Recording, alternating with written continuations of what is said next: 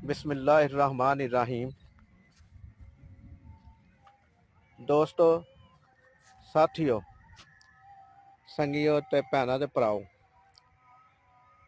मेरी तरफ सब नूं अस्सलाम वालेकुम। जुम्मतुल मुबारक दी बाबरकत दिन दे नाल अल्लाह ताला तुहानू ते मैनू सब नूं सेहत अता फरमाए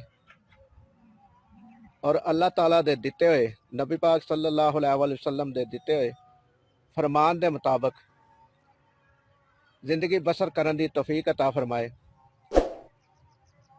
आमीन। तो दोस्तों, अज दी जिहड़ी वीडियो दे विच मैं पैगाम देना चाह रहा, वो पैगाम है कि अल्लाह ताला दी ज़ात वादा वफा करन वाले नूं पसंद करती है और वादे दे मुतलक मैं अपनी एक आप बीती सुनावांगा, जिहदे विच यह सबक है कि अल्लाह ताला दी ज़ात कोलों अगर कोई भी हलूसे नीयत दे नाल दवा मंगी जाए और इल्तजा की जाए तो अल्लाह ताला उस इंसान की ज़रूर सुनता है और पूरी करता है। तो दोस्तों, मैं कराची शहर दे विच एक छोटा सारा दुकानदार सा और कुछ माल मेरा अपने कारखाने भी बनता सी और उस माल दे लैन देन मैं कुछ दोस्तों के नाल कुछ लोगों के नाल इस तरह भी करता ही कि माल दे बदले माल नहीं लैंदा सा और इस तरह मेरा कारोबार बिजनेस चल रहा सी। एक दफ़ा इस तरह होया कि मैं अपने वालदैन नूं मिलन वास्ते पंजाब आ गया। कुछ दिन रहन तो बाद जो मैं कराची पहुंचा तो मैं जिस दोस्त के नाल माल दे बदले माल और किसी वक्त माल दे बदले पैसे भी दा भी लैन देन करते सी, वो बंदा मेरे को आ गया और उस दौरान मैं उसके पैसे देने सन और उस दिन ही मैं कराची पहुंचा भी सा। जिस वक्त दुकान खोली तो वह बंदा मेरी दुकान पर आ गया और मैनू उन्हें मुतालबा किया कि शबीर साहब, मैं कराची शहर दे विच कुछ भुगतान करना है, मैनू पैसे की जरूरत है, लिहाजा इस दफा असीं तुहाडे कोल माल नहीं खरीदांगे, अपने दिते हुए माल दे बदले च पैसे लवांगे तुहाडे कोलों। लेकिन क्योंकि मैं पंजाब तो उस दिन कराची पहुंचा सा ते मेरे कोल पैसे नहीं सन। मैं उस दोस्त को कहा कि अगले महीने हिसाब कर लांगे, लेकिन उसने कहा कि मैनू पैसों की जरूरत है, मैं इत्थे लेन देन करना है, लिहाजा तुहाडी मेहरबानी, तुसीं भाई हो, तुसीं मैनू पैसे मेरे दे दिओ। अगर अगले महीने कोई माल का लेन देन होया तो उस वक्त हिसाब कर लांगे। मैं उन्होंने कहा कि मैं अज ही पहुंचा वां, लेकिन मैं तुहानू इस वक्त पैसे नहीं दे सकता।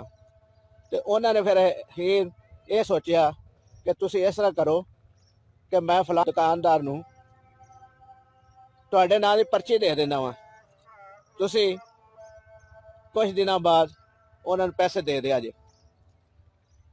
मैनू भी मुनासब लगा कि ठीक है, इस तरह कर लेना चाहिए। अल्लाह की करनी ऐसी हुई कि वो दिन आ गया और मेरे को पैसे ना बन सके।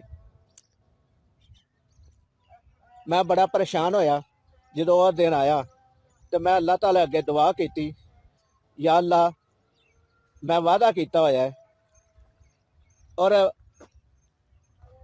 तू वादा खिलाफ नूं पसंद नहीं करता और मैं चाहना वा कि मेरा वादा वफा हो जाए, तो मेरी मदद फरमाओ।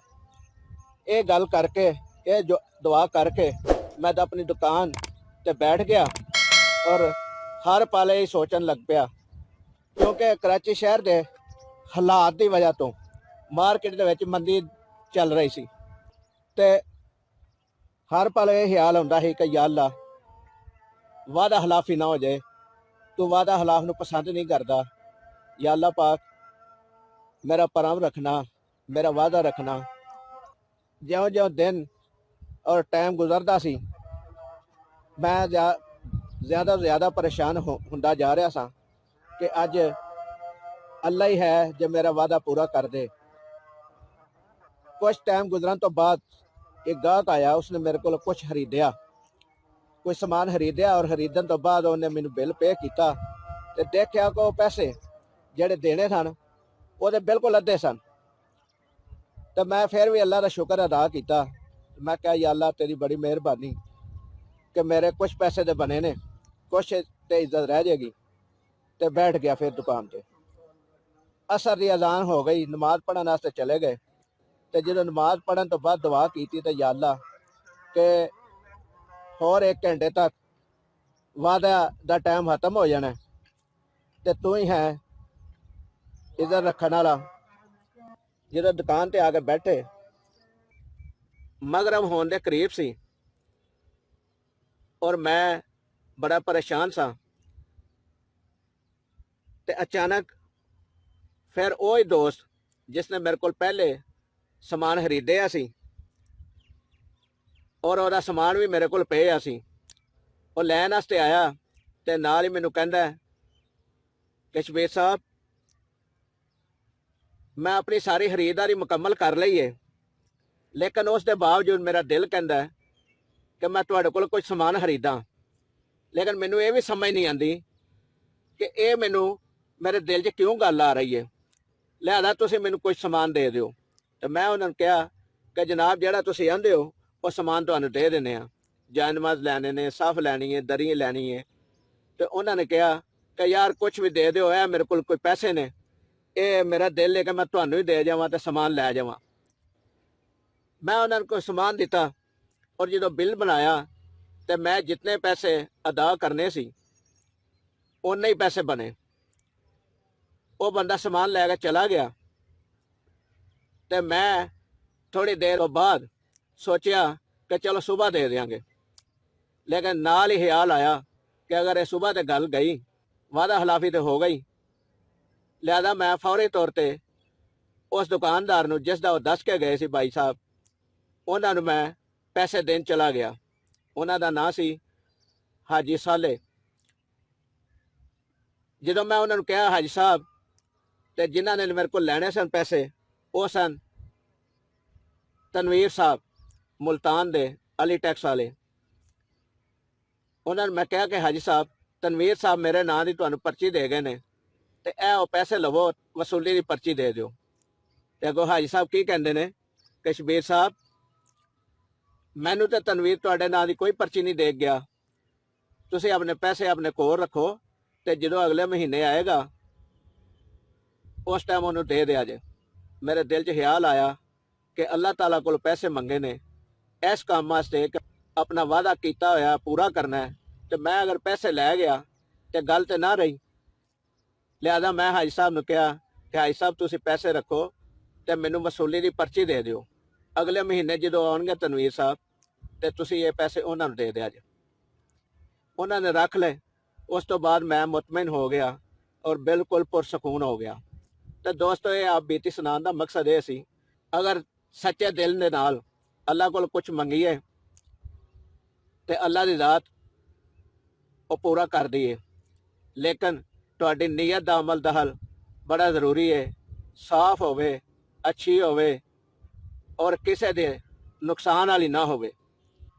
और जो भी नीयत करो, जो भी अल्लाह की ज़ात को कुछ मंगो तो इसलिए मंगो कि किसी इंसान का भला हो जाए, किसी गरीब का भला हो जाए, किसी यतीम का भला हो जाए, किसी बेवा का भला हो जाए, तो अल्लाह की ज़ात तुहाडी जिंदगी पुरसकून रखती है। तो दोस्तों अगर ये वीडियो तुहानू अच्छी लगी है तो लाइक करो, शेयर करो और मेरे चैनल शबीर लासानी नू सबसक्राइब करो। तुहाडी मुहब्बतां दा शुक्रिया।